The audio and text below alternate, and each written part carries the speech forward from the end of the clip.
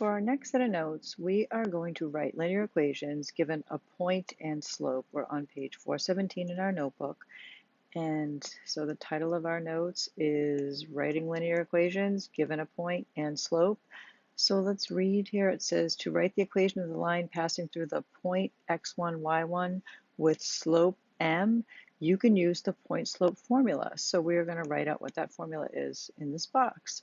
So that formula is y minus y1 equals m times, and this is going to be in parentheses, x minus x1.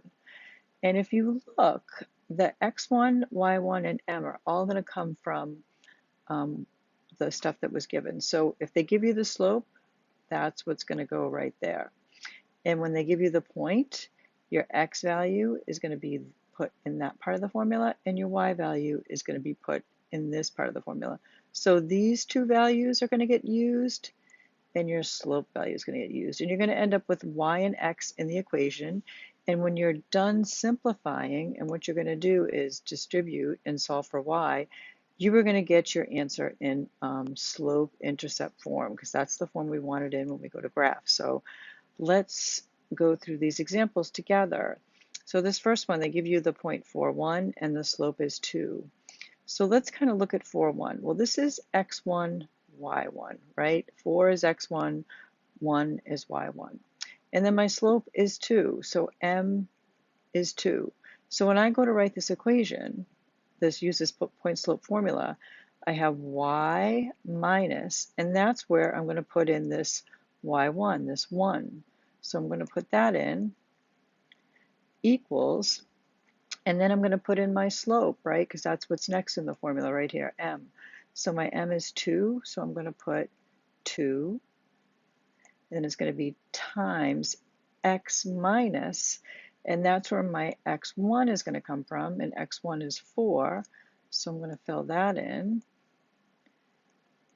And then I'm going to use the distributive property and solve for y. So when I go to do that, on the left, I'm just going to bring down y minus 1. But on the right, I'm going to distribute the 2. So 2 times x is 2x. 2 times minus 4 is minus 8.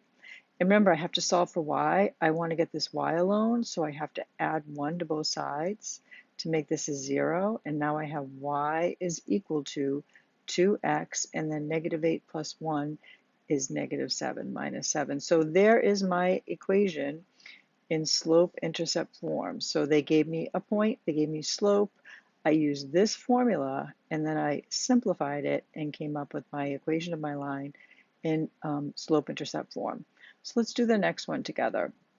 So again, I'm going to label these. This is x1, this is y1, and then m is 1/2. So when I go to use the formula, it's y minus, and then y1 is 4, equals m, which is 1/2, times x minus, and my x value is 2. So notice the things that don't have, that I keep the same, are this y minus and this x minus, and everything else is numbers that I filled in from what they gave me for the point and the slope. So I'm going to simplify now. On the left, I'm going to just leave y minus 4, but now on the right, 1/2 times x is 1/2 x. 1/2 times negative 2, right? That's going to be negative 2 on top, positive 2 on the bottom, minus 1, so I get minus 1. So now I have to add 4 to both sides because I want to get y by itself. So this becomes 0, so I get y is equal to, oops, don't want a negative there, it's positive, 1/2 x, and then minus 1 plus 4 is plus 3. So we'll do a few more together. It's the same process every time. I'm going to label out my x1, y1. Here's my m, and then I'm going to go to write my equation, y minus, and think about it, it's y minus and then slope x minus, right? Those are always going to be there. But my y minus y1 is going to be y minus 0. My m is going to go in front of my parentheses. And my x minus x1 is going to be minus 6. So notice I have minus negative 6. And this kind of just becomes a big plus, right? Minusing a negative just becomes addition.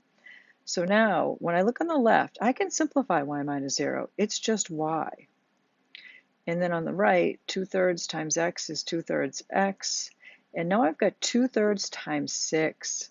So what's 2/3 times 6? 2/3 times 6 over 1 equals 12 over 3. I can simplify that to be 4, so this is going to be plus 4. And then we'll do this next one together. x1, y1, and then m.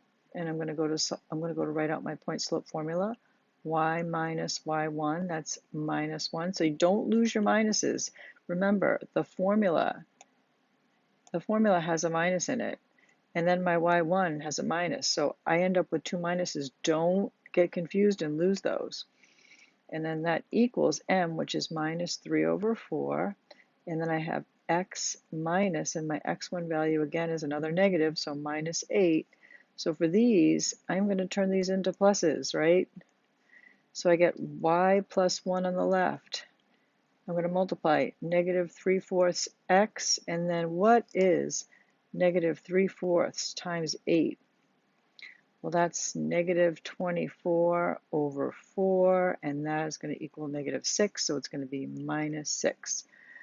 So now I want to get y alone. It's not by itself. I got to get rid of this plus 1, so I got to subtract 1 from both sides. It becomes 0 on the left, so y equals minus 3/4 x, and negative 6 and negative 1 is negative 7, so minus 3/4 x minus 7. So you're going to do 5 and 6 on your own, same process, just use that formula and plug in the values that they gave you for the point and the slope, and you're going to do the rest all the same way.